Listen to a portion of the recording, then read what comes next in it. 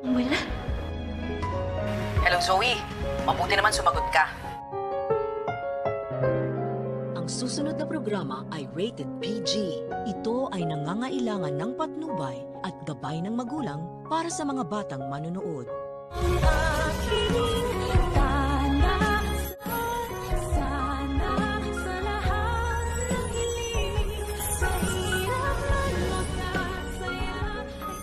Mukhang pinapatunayan talaga ng scriptwriter at ni Direk na wala ng pag-asang maabot pa ni Annalyn ang inaasam-asam niyang pangarap na masaya at tagumpay na buhay. Dahil itong ang bruhang si Moira ay tila ba napakalabo ng matalo. Isipin mo ba naman kasi na wala na nga sa kanya ang Apex at wala na siyang pera. Pero may naipambabayad pa rin siya sa mga tao niya para makagawa ng hindi kanais-nais sa mga bida. Pagkat inutusan niya pa nga lang ang bago nilang recruit na pasukin ang bahay ni Carlos at saktan si Lynette. Kahit sino talaga ay magtataka kung saan kaya kumukutkot ng malaking halaga si Moira para maipambayad sa mga tao niya. Samantala dahil lagi nang wagi si Moira at Zoe at para bang sila na ang naging bida dito sa serye.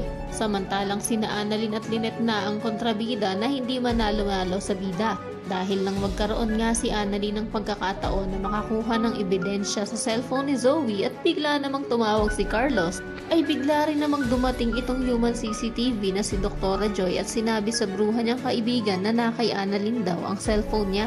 Agad naman itong itinakbo ng batang doktora kaya naipuslit niya pa ang telepono ni Zoe.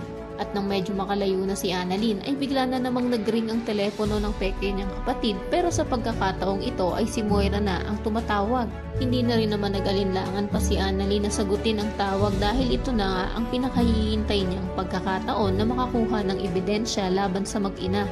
Pero dahil sina Moira at Zoe nga ang paboritong karakter nitong si Direk, ay panigurado naman na susulpot na naman si Zoe kahit napaka-imposible na niyang mahabol si Annalyn, na magiging dahilan na naman para mapurnada na naman na mapatunayan ng ating bida na ang mag-inang Moira at Zoe nga ang may kagagawan sa pagkawala ni Lolo Pepe. Kaya naman kung isa ka rin sa mga nauumay na dahil wala na ngang pag-asenso ang takbo ng istorya at panay pa ang pagpapaikot-ikot ng eksena para mas mapahaba ito, ay pakiclick naman ang like at subscribe button.